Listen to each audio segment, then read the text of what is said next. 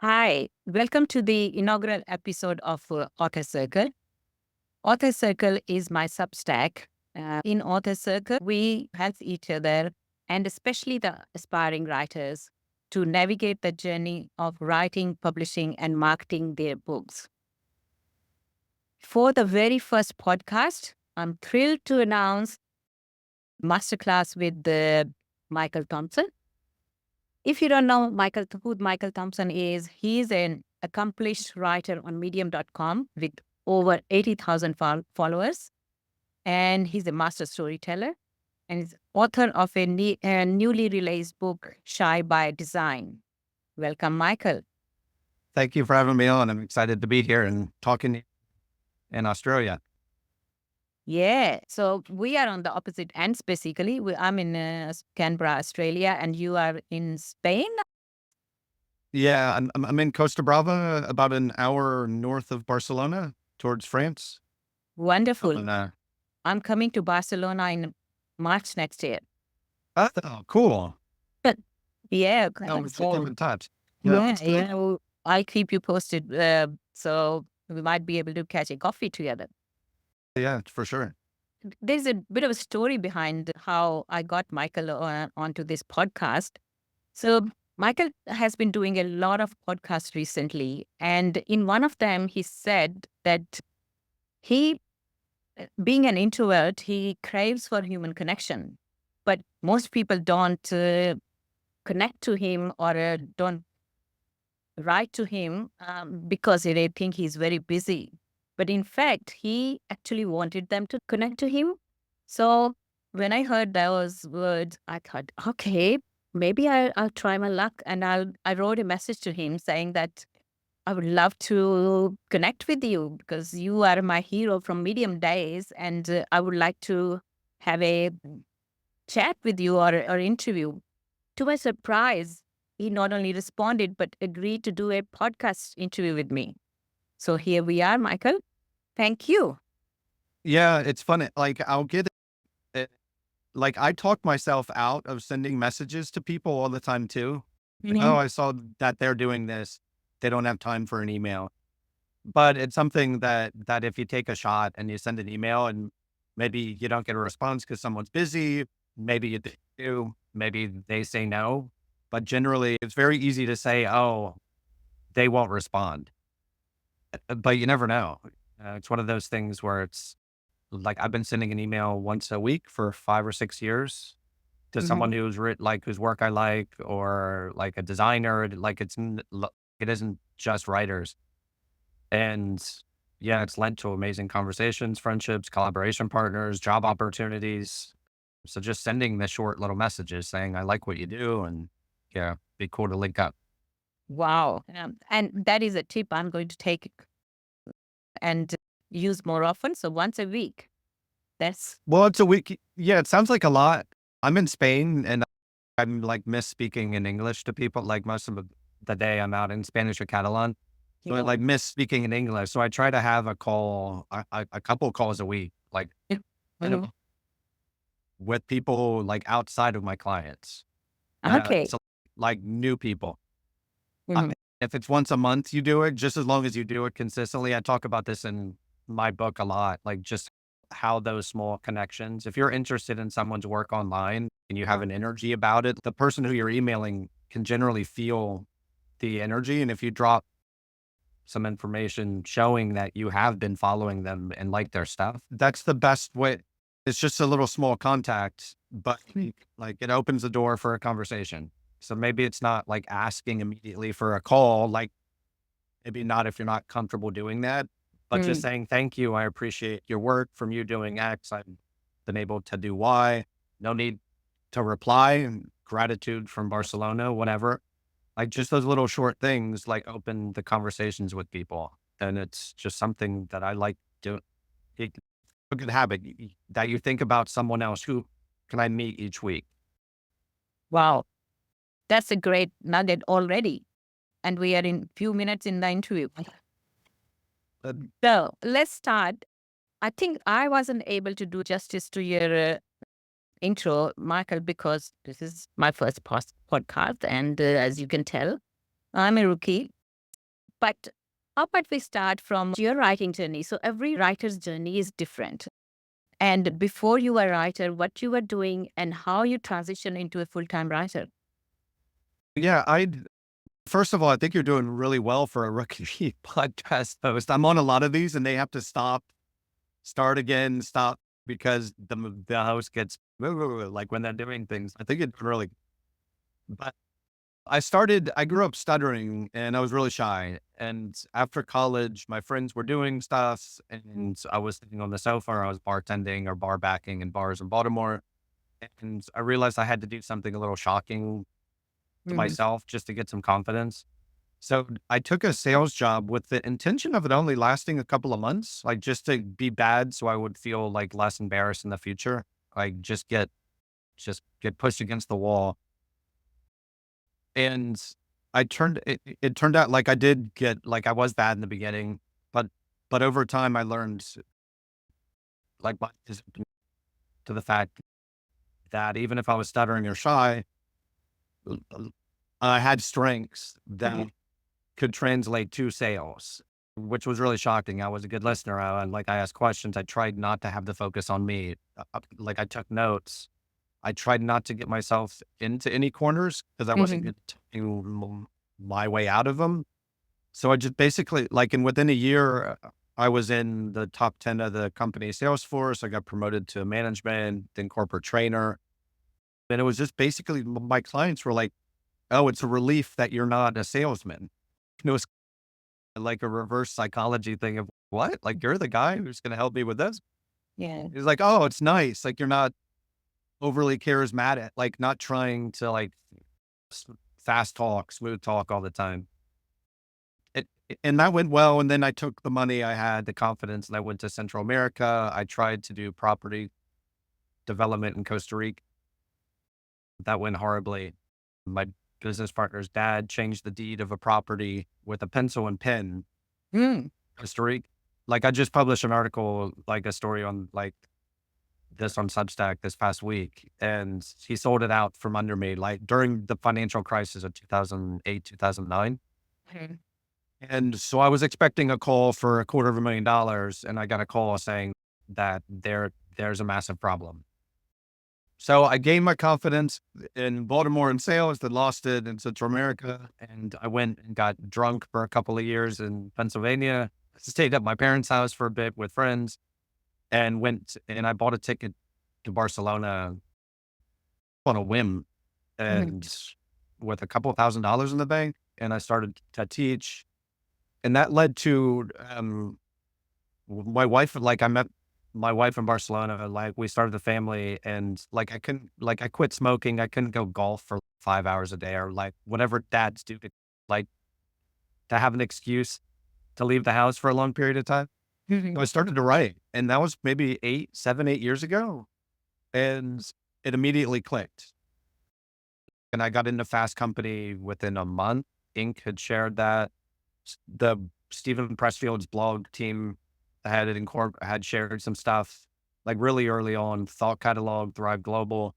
And then I found Medium and I just focused there. And I think I ran an article a week for 5 years there. And I met my agent that developed into a book deal. Mhm. So I've been doing a bunch of stuff like my own stuff for my own stories. Mhm. And then I've written 4 books with clients, like not as a ghostwriter, but a strategist, a storytelling coach. So I've done a lot in the writing world, like from marketing, copy to books, Mhm. to client books. So that And was that's what keeps all. me excited. Uh, That's what gets me excited is the changing of the type of writing. Uh-huh. Great. So that was all in the last 10 years or so. 15 years. Yeah. Fif- Like I'm 46. So yeah, it's been a while. Like I started my career 25 years ago. So I okay. started So, in sales. but as a child, were you writing or interested in reading and writing? No, No. So no. you. I've been always a listener. Like I've been, I think growing up shy and stuttering, like I was more observing, like I didn't know I was doing it, but I've always been good at like picking up on human behavior insights or like observing people. noticing them. I wanted people to like me. So I think like I was like really attuned to how to create environments where people feel Mm-hmm. comfortable. So I was more of a listener to stories than actually like a reader or writer. I'm sure I wrote some things like for school and stuff, but I Mm-hmm. don't have those notebooks that some people's parents would send them, like a folder of a box of books of Mm-hmm. crazy stories. No, Right. yeah, like it was more, Mm-hmm. Wow. yeah, it came later. Like it was just a reflect. Like I lived in a small town in Spain in the Pyrenees at the time. I didn't have a lot to do, and I had it. Some friends had told me like I was doing a business with a friend in Barcelona that we were like importing stuff with the United States. Like, and I had a friend in Washington who, like, he had a couple, like the typical startup guy who had built and sold a bunch of companies. Like, and I had said something in passing, like, hey, like, we're going to have to pay for PR or something. And he's like, what do you mean? Like, I read your writing. We Mm. don't need to pay for anything. Like, just start writing. And I was like, what do you mean? He was like, it's like, I've read your marketing copy, the descriptions, your blog posts. Mm. Like, you, like, whatever it is, like, it really comes naturally to you. Mm. Okay. So I had some cues of like, maybe I should try this thing. Mm-hmm. Um, it's like, I like listening to stories. I like, yeah, and seeing reactions from people Mm-hmm. in the real, like my writing is personal storytelling generally. So it's Mm-hmm. more like day to day interactions and just watching people and Yeah, yep. we're going to get deep into that. But before we go into storytelling, you had 80,000 followers on Medium at one time. Probably still do. I haven't checked your Yes, and I think too. yeah, That's and and other than your storytelling skills, which we'll get into, what other things, what factor contributed to that success? I got, I think it's a combination of those two things is first, so I started to write probably about a year into writing. I was like, it's fun, but it's boring. Like for me, I think creativity is collaboration. So there's certain people who have that power to just sit in a cave and Mhm. write on their own and they're really good with it. Mhm. So I started a habit of reaching out to one person a week. And I started with Tom Kugler and like Nick Goki and a Mhm. bunch of people like transitioned into a mastermind group. So it's, and this was 2017, 2018 Medium. So it was one Mhm. of the first groups and it was like a hidden thing. Mhm. Like it wasn't a net, like I wasn't selling it. It was a free group with 30 people, I think, at the end, like Yeah. 10 for the first year. And it was like the first online, like mastermind group with Medium. And we were editing each other's articles. That was a huge thing. None of us really knew what we were doing except Nicholas Goki. Okay. So we would read each other's articles and just highlight what we had to read twice, what we think we could cut, and what was really good. And then over time, mm, we learned how to edit. And some of the, like Nick Wignall, he had 350,000 followers before he Mhm. deleted his page. Like the people I was working with, like we all started at the same, like around the same time. And a bunch of us grew together and we were giving each other feedback on titles. Like we were spending time on this stuff, not just a 10-minute copy edit, but getting Mhm. on calls about the articles and an hour editing session and arguing over stuff. Mhm. So I think that's a really big thing. Right now, it's done is better than perfect. I don't think that's how you write memorable stuff. I Mhm. think that our marketing, like it's good for people who are writing how to's, Mm. our educational content, Mhm. but I want to blend the how to with storytelling. Yes. So I'll get obsessed with the story stuff and the feedback is a really big, like being surrounded by, by other people. Stephen Moore is someone who I still do this with. And Mm. he got asked, like he was starting from zero in 2017, 2018. And within 3 or 4 years, he was asked by Medium directors to be an editor for them. So we all grew Mm. together. Those were the big It was a factors. And good just, time on Medium that there was a lot of good writers coming. Fine. yeah, yeah. And then they all as soon as they tried the relational model, Yeah. 2020, I think is the shift started 2021. They're doing what Substack is doing is what Medium, like Substack feels very relational. Mm. And Medium, I think, had that goal, but never, but then hasn't come remotely close to No. what to do. The growth, though, is always surrounding with get some teachers, get a support group, and read stuff. And two, it's reading stuff that other people aren't reading, Mm-hmm. or finding stuff that, yeah, like I relate a lot of my work. For me, it's kids, it's family, but I don't read self help books. Mm-hmm. So I like listen to a lot of speeches and interviews, and I'm in front of a lot of different people from all around the world each month. Like, like I teach at a university here, like with students from Syria to Colombia to, mm, so that really helps with not, like the creativity of just being around people who have had a different life experience and lived experience, and you get new inputs that other people aren't getting because a lot of writers are staying home or talking in the same circles. I think it's a really important thing of talking with people and getting feedback, meet new people. Great. That's- you mentioned that you listen a lot and you tell personal stories. That is actually my biggest goal, to be able to turn everyday moments into stories. So, how would you identify when a snippet of life can evolve into a meaningful story? That's a really good question. And I always think of like Rick Rubin, the producer, the music producer, his job, he's a tastemaker essentially. Mm.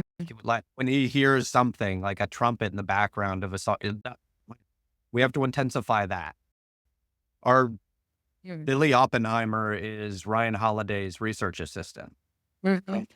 He stood out to Ryan like he was young. He was 23. Like when he started with Ryan, it was his first like real job out of college. Mm. And he just had a knack for knowing what's good. So I think part of it's intuitive. And I do point back to the childhood thing of wanting people, like of noticing what people liked and what people were attracted to. But something I've just learned to trust is if I feel something during the day, if I'm moved emotionally by something or I see something that's, oh, it's cute and it's bad, it's whatever, Mhm. is to trust that I won't be the only person who will resonate with that experience. So it's more just like anytime I feel, ooh, ouch, or something like a reaction, a physical, emotional, mental reaction to something, I'll write it down. Mm. That's a good tip. Good tip. So, watch for your own emotional reaction Yeah. during the day to various stimulus or whatever is happening, and make a note of those. Yeah. Like I have a couple questions I ask every day is like the main one is what made me stop today? What made the world stop for a second? What made me slow down and pay attention? But other things, it's like like that, some small thing I screwed up, like a way that somebody helped me, Mhm. something I'm proud of, something I learned. Like all of these things is keeping track of these things.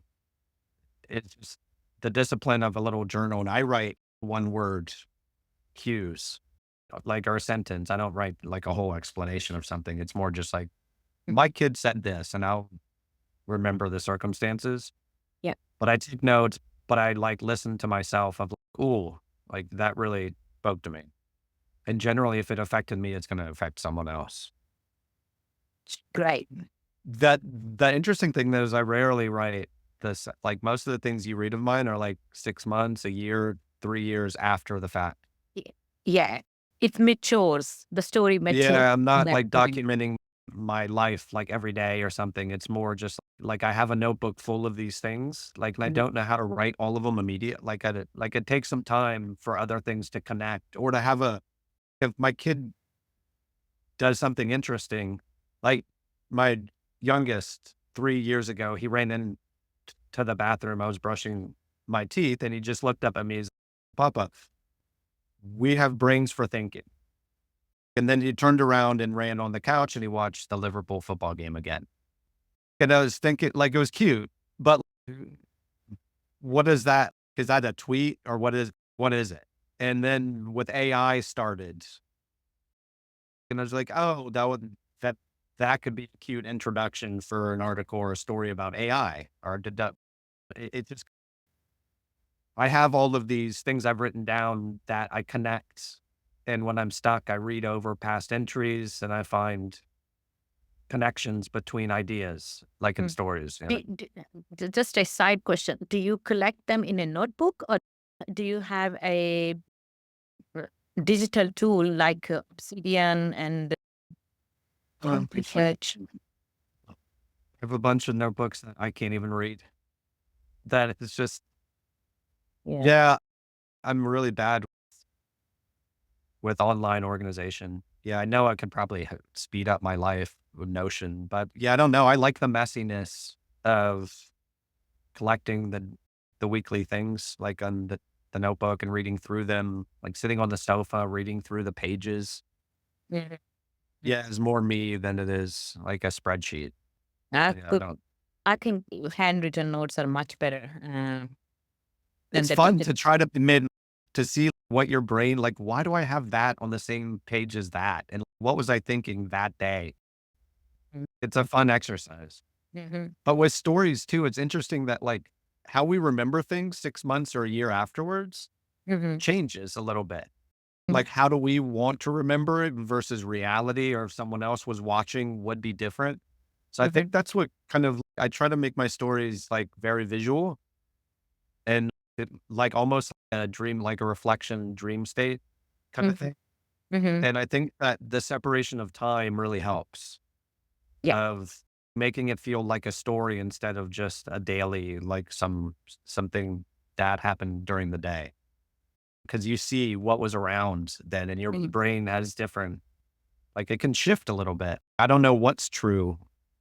Half the stuff I write, just because it's been so long and how I want to remember it is different than how somebody else would. Mm-hmm. So, uh, in your view, when does an anecdote becomes a story? What are the key elements which transform an everyday occurrence into a story? So it's interesting. Like I think how people interpret the definitions of anecdote or story and stuff.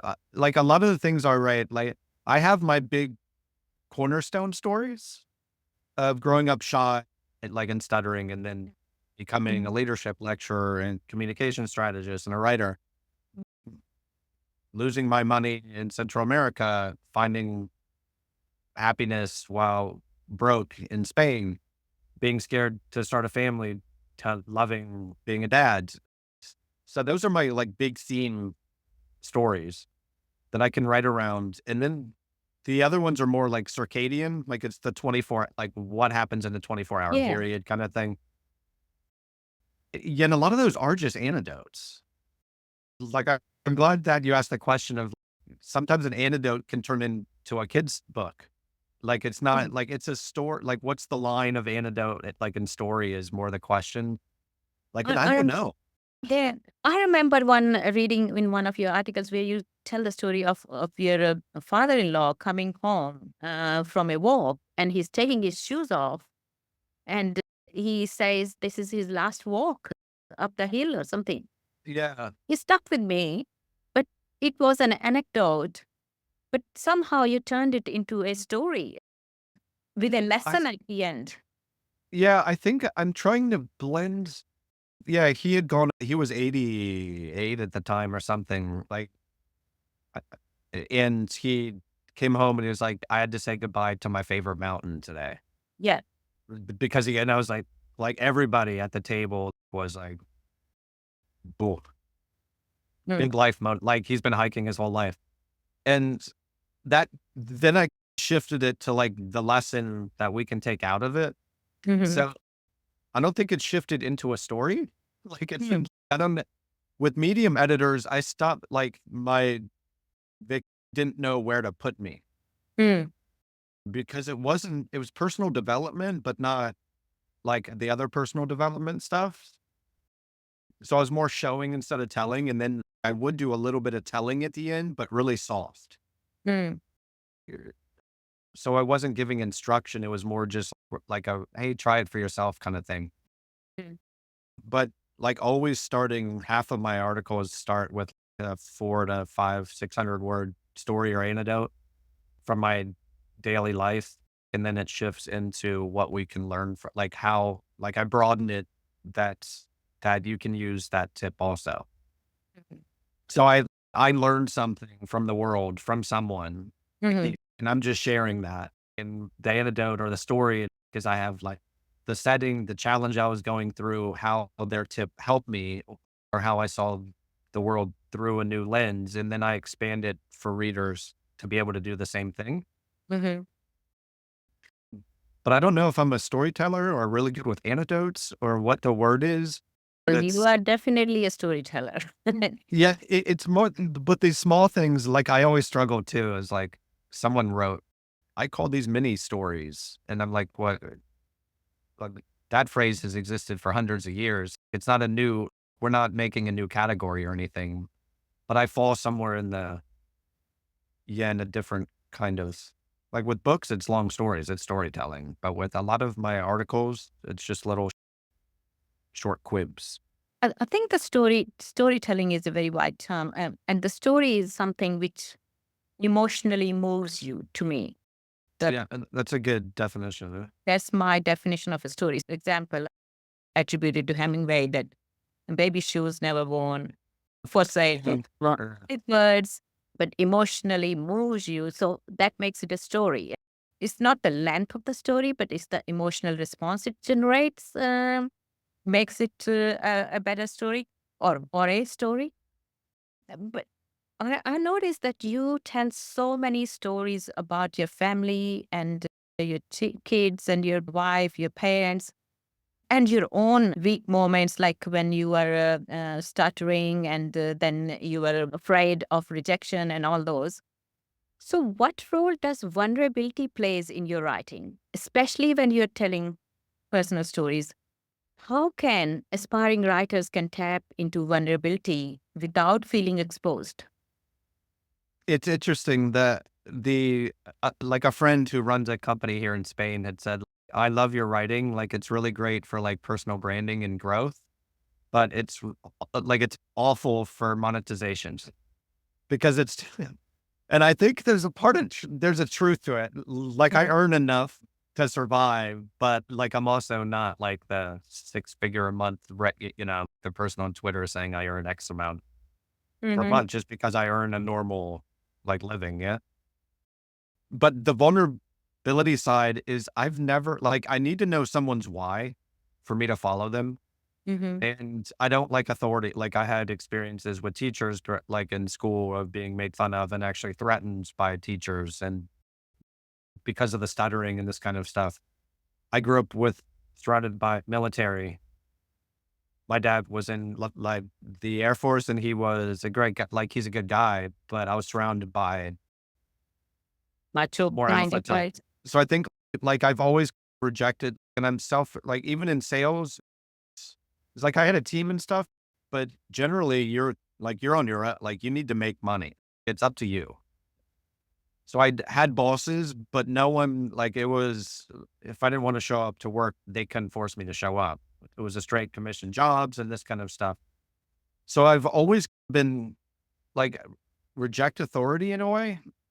And if someone tells me what to do, that's not how people change for good. Like they may do something in the moment because they're told to do something, but that doesn't enact lasting change. Mhm.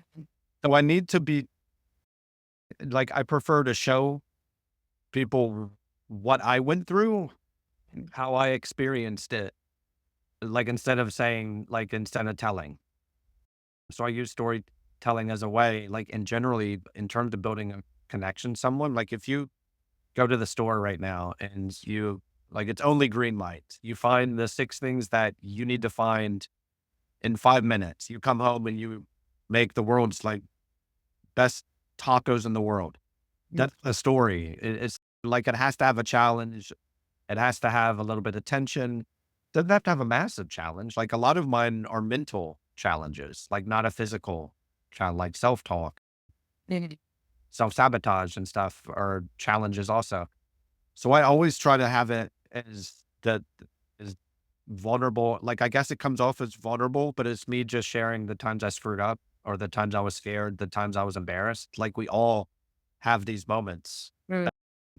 And I don't think the world, like, I think the best way to change the world or try to is to be open in those moments. We're going to come together in our flaws, not our perfections. Mm. So, like in my book, like a lot of my articles is not good to great. It's bad to not awful. Mhm. And it's not like I'll never be a Tony Robbins, like size or anything, but Mm. it's charming enough for the right people who appreciate it. Or, oh, it's not like he's not crushing things and reaching his goals in one giant step. Mm. It's more realistic, I think, with most people. Mhm. But I need a story. If you tell me a challenge that you faced and you open up about feelings or emotions, like the bond is a lot stronger than trying to pretend like everything's okay. Mm. Before writing Shy by Design, you helped other people write their books. You didn't ghost them, but you helped them strategically, like you said before. So, can you share your process of outlining a book? Do you work with a detailed outline or you allow the book to evolve organically? I felt like I started to write with clients like I started to try to write my own book and I couldn't. Like this was 4 years ago. It's like I Mhm. got in and then everything was going fast and I tried to write and I was like, how do I do this? I got like was just writing 700-word articles online and it didn't translate to book writing or longer stories. And around the time I was being asked by like executive types and CEO types and social impact, like in the social impact Yeah. sector, I love your writing was more like the softer, vulnerable writing. There was more social impact, like Mhm. people are designers, architects, artists. Mhm. And like, and a couple of them were like, I want to write a book. And I helped them to find an agent to, to write a proposal, to land deals, to get the books moving. Mhm. Like a story consultant, then a shaper and a sharpener of the like I would be with them from start to finish, just not writing every day. Like all the hard stuff of you need to write this and then I'll fix it. And Or and that really helped with my own book because once I got like I did 4 books with clients and then like my own, like I wrote in 100 days. Mhm. And the story spine of the book, mine's I started easy. It's a listicle.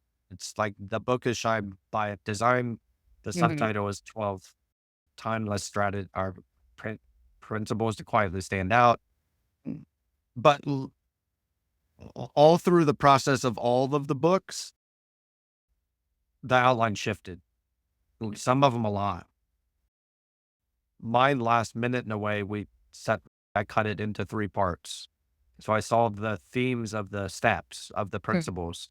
And Mhm. I was like, it'd be easier if the readers had, if it was a 3 part thing on curiosity, connection, and courage.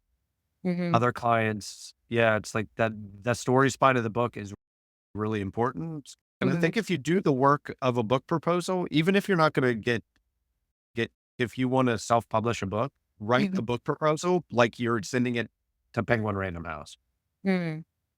because that exercise asking, if it takes 6 months, so be it. But if you get that and you Mhm. have your elevator pitch in one sentence, in one paragraph, in one page, Mhm. if you have your outline, what like each chapter is, six Mhm. sentences, those 6 sentences of a chapter summary should be the subheader themes of your book chapter. Mhm. Like if you get that, you'll fly through your book, like and still shift stuff. That's for me, that's book writing, Mm, is the proposal in the outline, not filling it in mm. for nonfiction. Yeah. And probably And then that applies to the fiction as well. Fiction is got to do the yeah, same thing.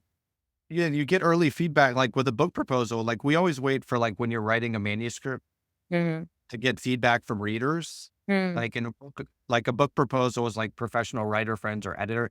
No, get it in front of your readers as fast as you can and pitch your book idea mhm, and your story spine. Can you get on a call, like record on your WhatsApp for 10 minutes, the flow of the book and send it to a friend and send it to, to readers and ask them to tear it apart. Get the feedback as early as possible. Don't wait till you're starting like to write the book. that's a great idea. We can always send it to our beta readers and get that early feedback before actually writing the book. Yeah, and even pay people for it. Like I was paying a couple hundred for the book, like just to scan the chapter summary and my elevator pitch, like Mhm, the two out of the eight parts on a book proposal. mhm, And I would get on calls and have them like, I was like, I want you to really read it and tear it apart. And and I want to get on calls and you hear me justify why I did something. And I'll know if I'm lying or not, or if I'm trying to be cool. But mhm. getting all of that stuff, the pressure testing early, because as soon as you get the flow of the book, and it happens every time, it's like a eureka. Oh, here's how it should go. And you know it, like a book title, like my book title, like as soon as Shy by Design, like a client had said this, it's like, what about Shy by Design? It's like I knew immediately. Like you're taking a basketball shot or you're kicking a football and you know what's going in. Once you get the flow of the book and you, you'll know it.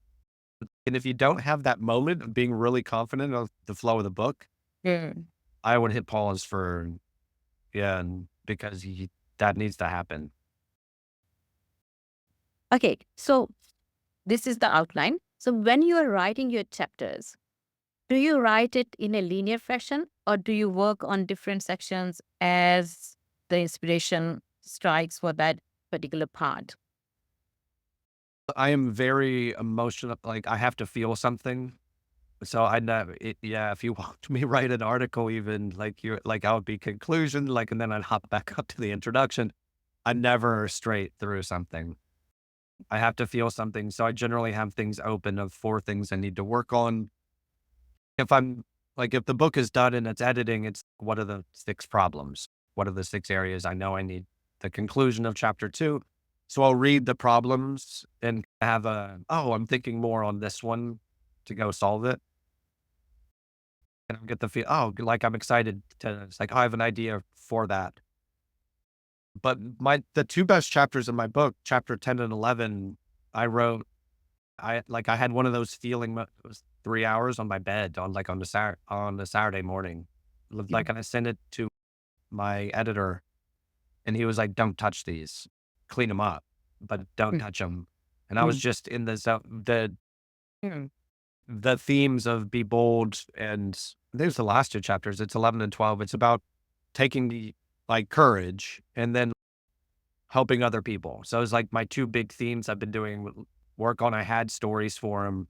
I mm, had exercises. I knew how to write those like without it feeling like the mhm, story stopped and the exercises start, like it all blended just together perfectly. mm. But I felt that I got to have that feeling. So I have to manufacture the feeling at times, and that's reviewing notes. It's watching American Idol. If I'm writing a chapter on courage, Mhm. like I'll watch American Idol and watch some 18-year-old go sing in front of celebrities. And I would be like, if they can do that, so can I. Wow. Mm, So sometimes I'll manufacture the stuff. mhm. So while we are talking about your book, in your book, you have mentioned reframing weaknesses as strengths, especially as a shy person. So, how can writers apply that mindset to their creative process? It depends what their weaknesses are. Like it Inability depends is mine. what oh, the inner critic. Oh, it's just the thing I always look like I have data of what's happened from writing certain things.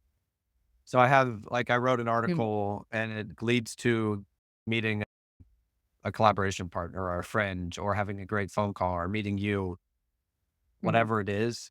So the asking what's possible it is a big question for me of what happens. Like, nothing happens if I don't publish this, but what could happen if I do publish it? mhm, And we generally tend to overestimate how much people like negative feedback and the inner critic and all this kind of stuff is like most people who you want in your life aren't sitting around critiquing you. mm, And if they are, like, people are busy. We do have the spotlight effect. If we publish an article, like, we think the whole world is going to see it. And the mhm. reality is maybe 1,000 or two. Like, Yeah. it's just a really small, and these people who you're probably never going to see in your life, like, you may not meet any of them. Yeah. So just the thing of seeing articles I was scared to publish, that I still have a friend's will. Like, I am petrified to hit this, like, the pub publish button at times, and I'll call Will and say, yell at me to hit publish. So I have these things where I have these tricks, and sometimes it's really easy just to hit Mm, the thing, but mm, other times it's not. Like, they, mm. that our writing isn't good enough. Yeah. But you meet people at, like, I think the interesting thing too is, like, you meet people at different stages who you're supposed to meet. Mm, So if you're writing, like, maybe your writing isn't good enough. That's a very real thing. Like, you're like, especially if you're starting out, like, why would you think it is good enough? mm, It's more of a question of like, it's almost a narcissistic thing. Like, I deserve for my stuff to be read. Like, when you've been doing it for 6 months, and that takes time. So it's almost, you have the freedom to fail because no one's really watching you.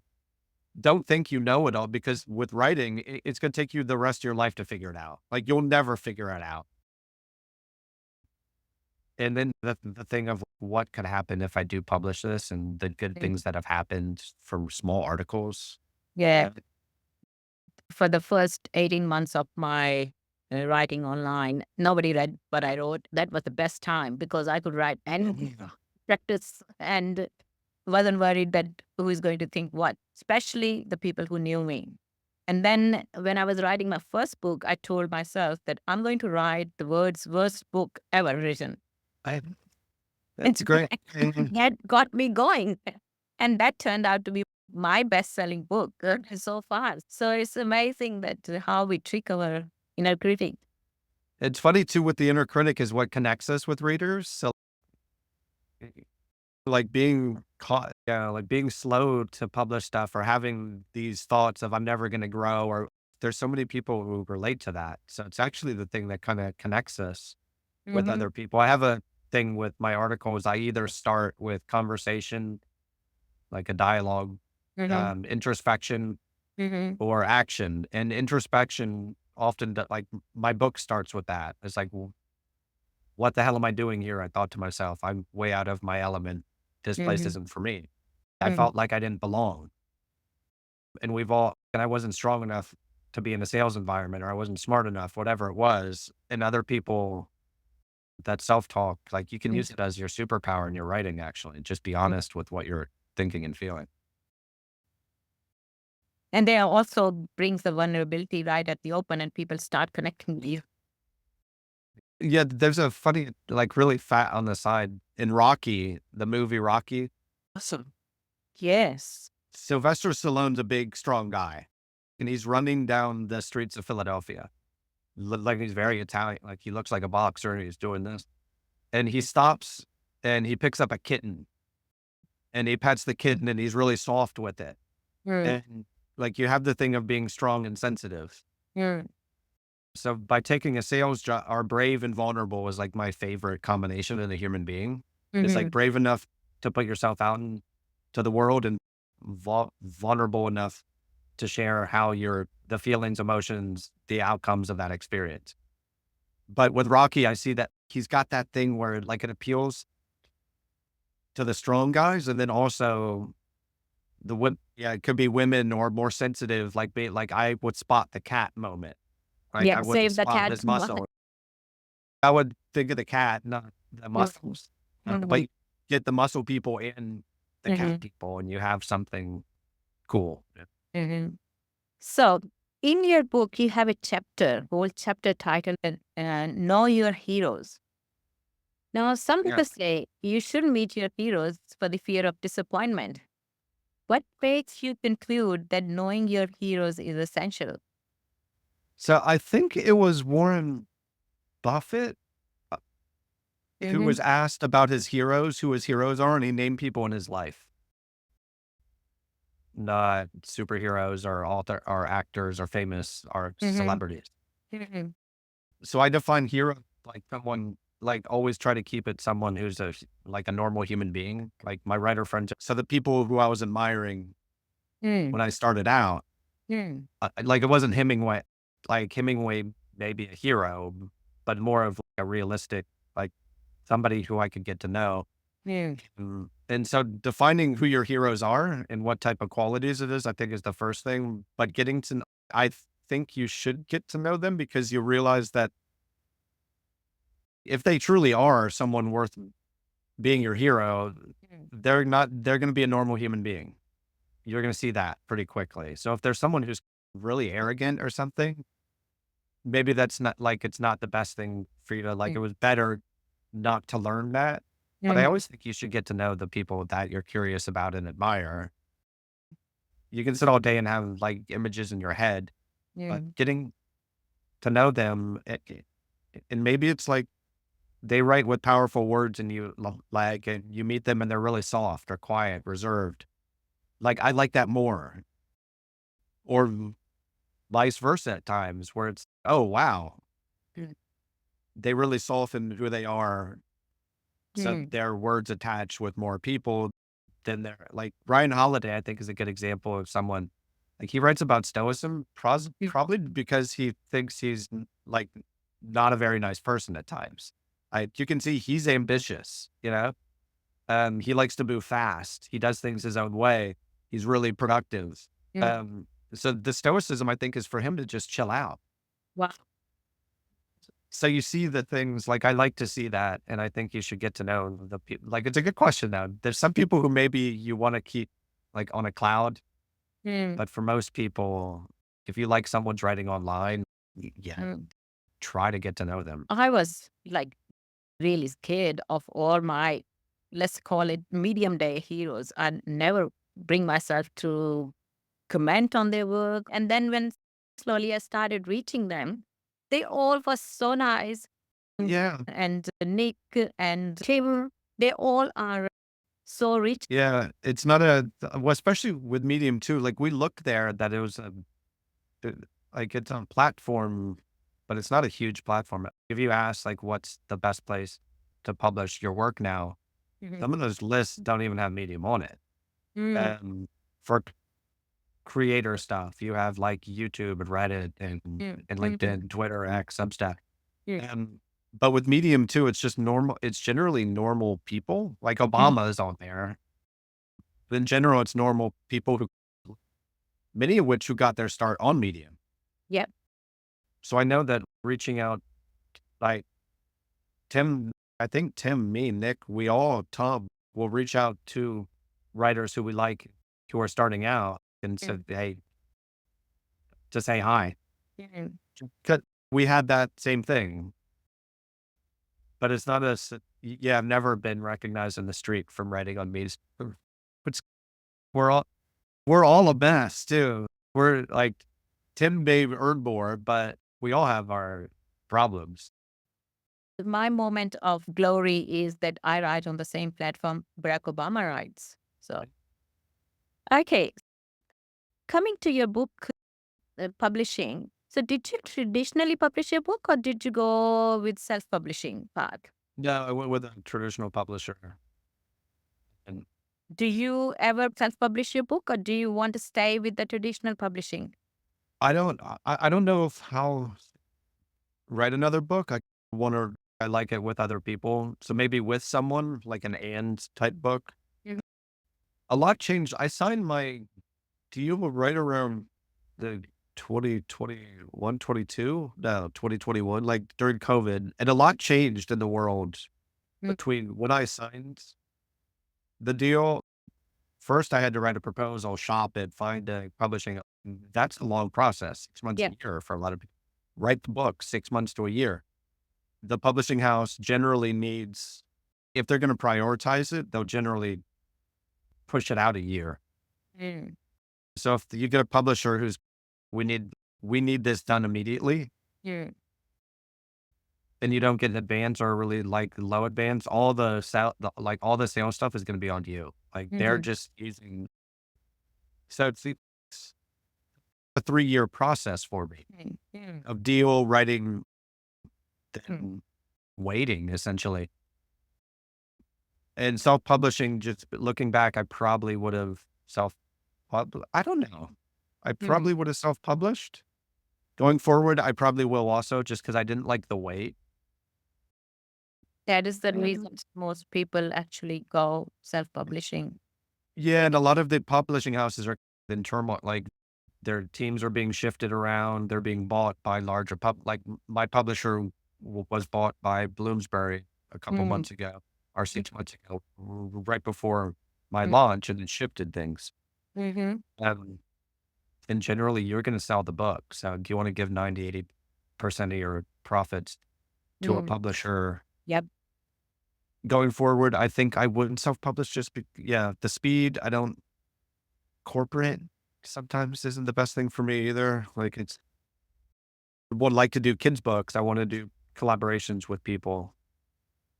Okay. Um, So you mentioned that you have to still do a lot of marketing yourself. So how are you marketing your book? I do. I hate the whole, like 5 years ago, like when I started writing, like my goal was to write something that other people would share, that they liked it so much that they would share it. And that's still Mm. my goal today. And it happens, but not like it did 5 years. So Mm. with the medium and stuff, I rarely had to do any self promotion.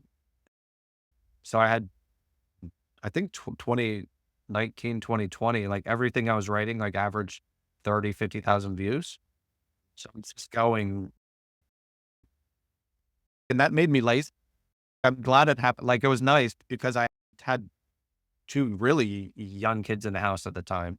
So I wouldn't have had time. Like I was spending a week on an article, and that's 10 to 12 hours. And I had a job. Like I was just starting as a writer. I wasn't full time. So I didn't have time for the other stuff. So the goal like was just learn how to write so Mm. well that other people share it. Li- Like, and that's changed now. The internet's gotten really loud. But there's a lot of people publishing articles, books, blog posts. And my marketing is really uncomfortable for me still. And I don't think that's a bad self promotion. Like everyone's like, you have to get good at self promotion. I agree, but I also don't think that is it a great skill to learn how to stick your chest out and thump? And it's like 20 years ago now. Like for most of humanity, like my friends in the real world don't self promote. Like it's a skill that we have to learn, but I'm not necessarily sold that you have to become super great at it. Your skill is in storytelling. Means people connect with you with your stories, and that's how probably you are marketing. My marketing is getting back to what I was doing prior to writing the book and just Yeah. sharing stories and Yeah. having stuff at the bottom of it of, if you like this, here's my book. So I didn't like, and then phone calls, like I like meeting new people like you and conversations. Yeah. So And it's the podcasts. podcast helps. Yeah, it depends. I like doing workshops. I get energy from people. I'm not a big like I'm 46, so I came back from writing the book and everyone has super cool, like a lot of people on like LinkedIn have like amazing backgrounds. And it's really professionally done. Mhm. And that kind of made me uncomfortable. I don't want to be, it's like I feel inferior. So, and video generally, like I stutter, like I'm a mover. So I'm usually up moving around. I breathe easier if I'm up. Mm. Yeah. and with like video is not my favorite thing in the world, but I like people um, complaining about self promotion is work. My first post on Substack was that the joy of writing for an audience that's none, and it's half of it is about, oh shoot, I got to promote a book. I do not want to promote a book, and most of the comments are like, oh my god, I feel you on not liking self Mm, promotion. mm, But it's funny, it took me a long time just to get back to, oh, maybe the best way to promote is just to just do what I do, not mm. promote the book and just promote the book at the bottom, but not overthink it so much. Yeah. I didn't have time for a launch. I didn't launch teams and all of the rev up for a big book launch. I should have, looking back, I should have done it, but organization wise, with, yeah, time wise, I just didn't have the Mm. energy, and I would, all the organization stuff just takes energy out of writing stuff. And I think long term, what's going to keep my career going is writing stuff, not organizing launch plans. Mm. That's been great, Michael. If there is one piece of advice you can give to aspiring authors, what would that be? Oh boy, I've never been asked that. I can, don't do it. No, the, I think it's the figure out how to make it fun thing is really big. Mm-hmm. Is how, like, how to keep it fun. Maybe it's, there's a lot of people who are good at sitting down every day for 4 hours and writing. I'm not Mm-hmm. one of those people. There were like a friend just asked me, he emailed me about what was the book writing process like? Do you have any tips? And I was just like, it's a waste of time thinking of what someone else's process was just because you're like, yours is going to be totally different than once you're into it. Maybe you can just do it for a couple hours a week and that's fine. Mm. Maybe you need to go away for a month and lock yourself in a cabin. There's so many different ways, but for me, the biggest thing was the fun aspect and trying not to get too stressed. I quit a decent amount of my work to have the time for 6 months, Mhm. and not having money coming in, even though I had saved money, like mentally that got to me. Like I'm more creative when I have money coming in and I'm not spending savings. So all these things I learned, and it was all just, is like figuring out like how to make it fun, how not to stress out so much about it. It was the, like, exercise, take breaks, whatever it is. And and the other piece of advice is do it with people you like. Like my friends, yeah, really helped me to get it through. I paid people like as more or less like my crutches from start to finish. And they would yell at me and say that this is awful, but they kept it fun. Like I could complain to people Mhm. and, yeah. But I need to think about book writing questions more just because I just finished mine and I haven't switched. I'm getting asked more now about the process of the writing and this kind of Yeah. stuff. And I haven't, I need to sit down and, Mhm. yeah, and Yeah. think about it. Okay, so where can people find you and your book if they want to buy your book and get to know, read more of your stuff? I think the best place is is just if you get to my Substack, Shy by Design. The name of the book is Shy by Des- Design also. And Substack has the links out to my website, Mm-hmm. which is michaelthompson.art, like art, like artist. It's more because there's a lot of Michael Thompsons in the world. I couldn't, like, I think dot art was the only one that wasn't taken. But Substack, I think is, but like if this is published on Substack, I think it's a great place to, yeah, to start. Wonderful. Michael, thank you very much. I really appreciate such candid and such generous responses to this first podcast. And I hope you enjoyed it as much as I did. And I'm certain my readers are going to love it. Thank you for having me on, and you did it for your first time. You seem like a seasoned pro.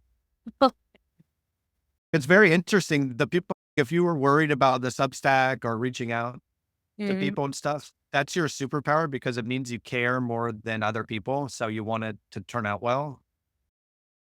So I think it's that comes through. We're similar in that regard, where when we want to do it well, and you did. Mhm. Like you're really good at this. Well, thank you It very was much. fun. Thank you. That gives me courage to do the next interview now. Yeah. Yeah. Please do. Yeah. I can Okay. recommend some people too if you want. All right. That I'll take it up. Yeah. Okay. Have a great day and talk to you next time. Thank you. Bye.